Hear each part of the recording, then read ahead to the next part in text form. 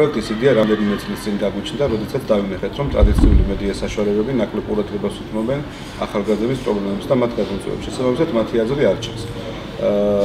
აქვე მინდა პირველ რიგში მადლობა გადავუხადოთ ჩვენს პარტნიორ ორგანიზაციას International Media Network Service და ფონდ შვედურ ინსტიტუტს, რომლის ფინანსური მხარდაჭერის გარეშე შეუძლებელი იქნებოდა ამისთვის პროექტის განხორციელება. პროექტის მთავარი მიზანი არის ახალგაზრდობის ვიზუალიზაცია.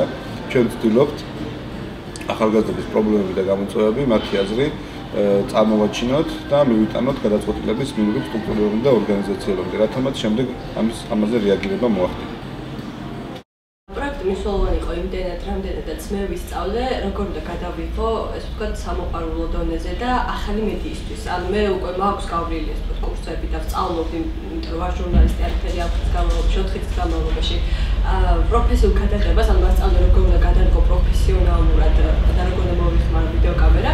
თუმცა აი რაც ახლა ვისწავლე, ეს იყო ძალიან მნიშვნელოვანი, იმიტომ რომ ეს არის ზუსტად ის, რაც დღეობით არის ყველაზე პოპულარული. გადაიღო ვებისთვის და შემდეგ მოახერხო აი შენი გადაღებულის საზოგადოებამდე მიტანა იმ ადამიანებს, ვისაც ეს არის გათვლილი და ვისაც ეს სჭირდება.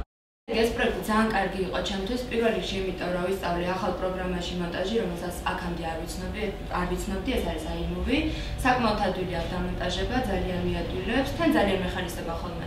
თვითონ პროექტი კიდევ კარგი იყო, იმიტომ რომ ვიდეოს გადაღება ვისწავლე პროფესიულ დონეზე.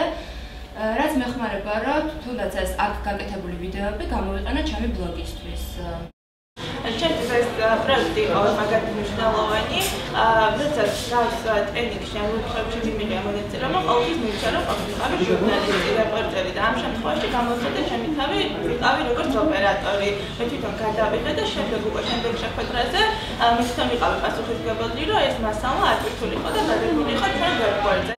თავდაპირველად როცა დავიწყე ამ პროექტში მონაწილეობა, ყოველთვის ფიქრობდი რაღაცა ტექსტზე, როგორ უნდა გავაკეთო კარგი ამბავი, კარგი სტორი. მე უკვე როცა გვასწავლე ეს editing-ი და კამერასთან მუშაობა, უკვე მივხვდი, რომ შეიძლება გააკეთო ისეთი მაგარი ისტორია, რომ საერთოდ არ გაგჭირდეს სიტყვები. ეხლა არ ვფიქრობ როგორც მარტო ჟურნალისტი, რომ თავარია დავსვა კითხვები, როგორ დავსვა კითხვას და ის რას მიპასუხებს ჩემი მოლოდინი, ეგ აღარ არის. ეხლა უკვე იმას ვფიქრობ, როგორი კადრი უნდა ავიღო და სად ავიღო და როგორ დავამონტაჟო. ამ ეტაპზე პროექტში ჩართული არის 10 ახალგაზრდა ჟურნალისტი, რომლებმაც პროექტის საწყის ეტაპზე უკვე შეძლეს 10 საკმაოდ კარგი ვიდეოს გადაღება. ჩვენ შევქმნით ვიდეო პლატფორმა ivsexpress.g და სადაც ამ ვიდეომასალა უკვე გამოქვეყნებული არის. ჩვენ ასევე შევქმნით Facebook გვერდი და ამ Facebook გვერდის და სხვა სოციალური ქსელების საშუალებით ამ ვიდეოების, ასე ვთქვათ, პოპულარიზაცია ხდება. ასევე გვაქვს YouTube და Vimeo არხები. მომავალში ვებმოთ პროექტის უფრო მეტად გაფართოებას და შესაძლებელი იქნება სხვა სტუდენტებს და სხვა ახალგაზრდებს თავიანთი სტუდენტობის პერიოდში გადაღებული ვიდეო მასალა, რომელიც გამოქვეყნების საშუალება მანამდე პრაქტიკულად არ ჰქონდათ, შეიძლება თავისუფლად სპეციალური ონლაინ ფორმის საშუალებით გამოგვიგზავნონ და შესაბამისად ამ პლატფორმაზე განთავსდებით.